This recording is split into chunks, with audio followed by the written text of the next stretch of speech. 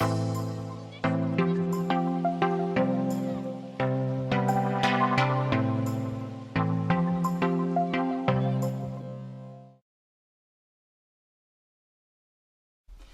I'm the Scouting Woodworker, and today we're doing a shop project. In the corner I have bare wall, and to my right hand side I have clutter. The idea being, put some small shelves here, tidy away the clutter and use some spare space. Stay tuned.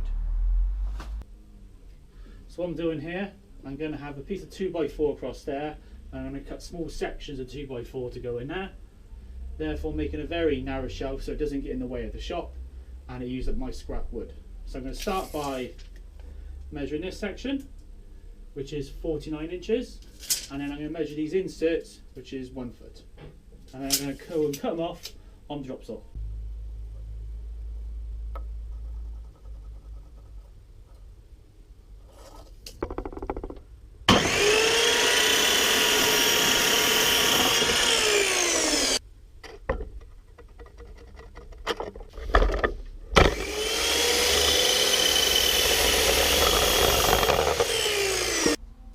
So what I've done here, I've got my piece of wood clamped up, make sure it's level.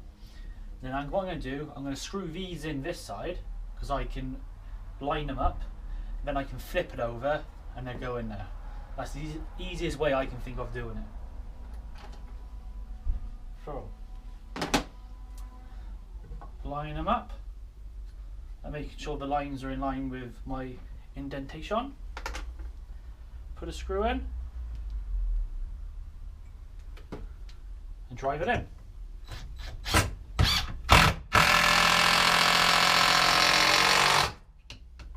Then repeat that all the way along. Okay, got my blocks screwed in. What I'm going to do now, line them up where I want them. I'm going to pre-drill some holes, screw into the concrete, put some wall plugs in, and then attach them. Job done. And there we have it. 2 shelves attached. Now it's just a matter of putting my clutter on the shelves.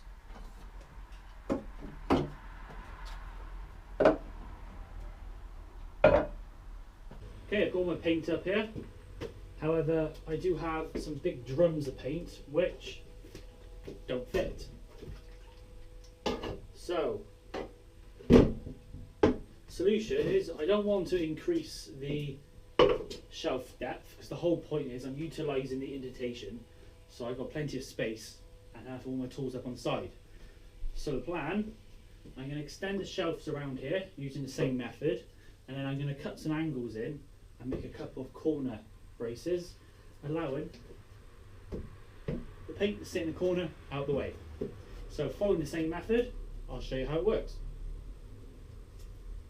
Here's what I'm doing here. I'm going to add 2 pocket holes so I can attach this to the shelf remaining to add a bit of strength, and it's going to be the easiest way to do it.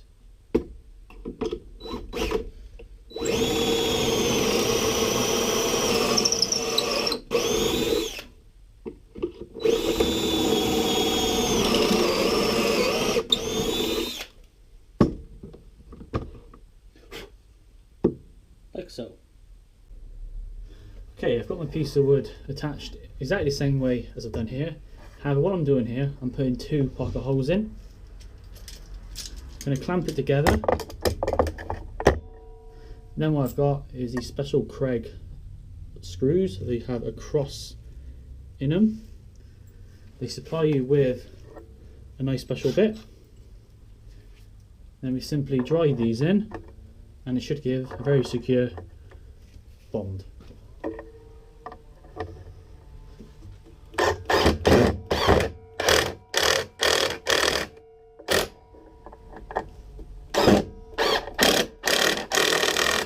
Okay, now I'm making my cross braces, line up the corners, make sure it's equal space apart.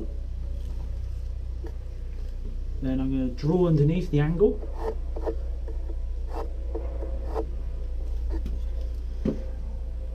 Like so. Take that to the miter saw, chop it off. Okay, got the corner brace attached, simply drive in the screws.